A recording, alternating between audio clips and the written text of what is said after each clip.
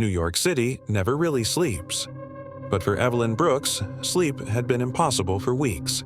After her divorce, she craved a fresh start, a clean slate. So she moved into apartment 9B, an old pre-war building on the east side. It wasn't anything special, a bit worn around the edges, but it was quiet, affordable, and most importantly, hers. She thought it was the perfect place to start over.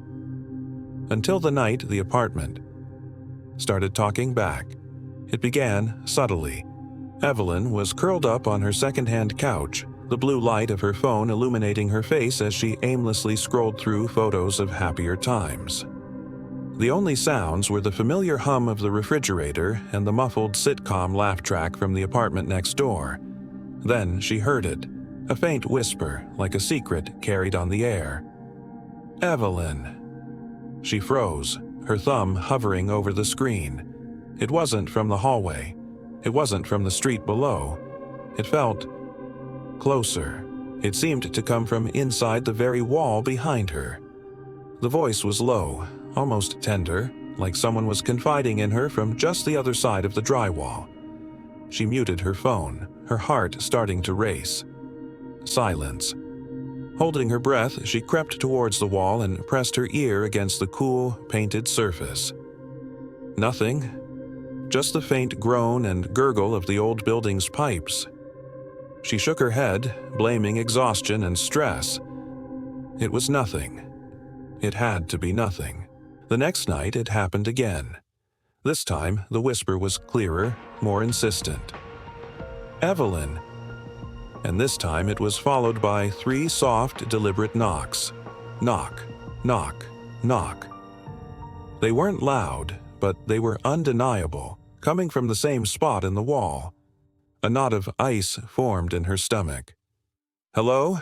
she called out, her voice trembling slightly. The apartment fell silent. No reply. The only response was the frantic thumping of her own heart. Hesitantly, she pressed her ear to the wall again, every nerve on high alert. And then the whisper returned, a cold breath in the silence. "Please, don't ignore me again." The next morning, the bright sunlight felt like a shield against the creeping dread of the night before. As Evelyn was fumbling with her keys in the hallway, she ran into her neighbor from across the hall, an elderly woman with kind, crinkly eyes named Mrs. Grant. Trying to sound casual, Evelyn forced an awkward laugh. "Hi, this is a really weird question, but have you ever noticed, do these walls ever, make noises?" Mrs. Grant's friendly expression faltered. She looked uneasy. "You're in 9B, aren't you?" she asked, her voice dropping. "Yeah, I just moved in." The old woman's eyes darted towards Evelyn's door, a flicker of something unreadable in them. "That's the one," she said quietly. "The one where the tenant went missing. A young woman. They never found her." A chill snaked down Evelyn's spine, cold and sharp. "Missing? When was that?" Mrs. Grant looked back at her. "About 3 months ago." That night, Evelyn couldn't shake a feeling of being watched. She decided she wasn't going crazy. She needed proof. She opened the voice memo app on her phone and placed it on the floor, right against the wall. She took a deep breath, her own whisper barely audible in the tense silence of the room. "Who are you?" For a long, agonizing moment, there was nothing. Just the static hum of the recording. Then her phone speaker crackled to life. But it wasn't a new voice. It was her own voice, distorted and warped, playing back her question. "Who are you?" And then a new, chilling whisper overlaid her own, a voice that seemed to crawl out of the speaker. "I'm still here." The next day, she couldn't rest. The whisper, the knocking, Mrs. Grant's story, it was all swirling in her mind. Driven by a mix of terror and determination, she started searching the apartment, looking for anything out of place. Behind a heavy bookshelf, half hidden in the shadows, she found it. A small metal vent, tightly screwed shut and painted over multiple times. That wasn't on the building plans. Prying it open with a butter knife, she was hit with a cloud of stale, musty air. It revealed a small, dark space, a crawl area between the walls. Her heart hammering against her ribs, she shone her phone's flashlight inside. And there, covered in a thick layer of dust, she found something. A cell phone, its screen cracked and battery dead, and beside it a small leather-bound journal. Her hands shook as she opened it. The last entry, written in a frantic, spidery script, read, "He said he would visit through the walls." That night, sleep was a distant memory. Evelyn sat staring at the dead phone and the journal, the words from the last entry echoing in her head. Suddenly, her own phone buzzed, vibrating violently on the coffee table. The screen lit up. Unknown number. Every instinct screamed at her not to answer, but she had to know. With a trembling hand, she swiped to accept the call. "Hello?" she whispered. The line was silent for a beat, filled with a faint, staticky hiss, and then the voice. The same chilling whisper from the wall, now crystal clear in her ear. "You found her phone." A wave of nausea washed over her. Before she could speak, the voice added, "Now it's yours." Click. The line went dead. As she stared at her phone, dumbfounded, the screen flickered. Her wallpaper, a serene picture of a beach, was gone. In its place was a new image.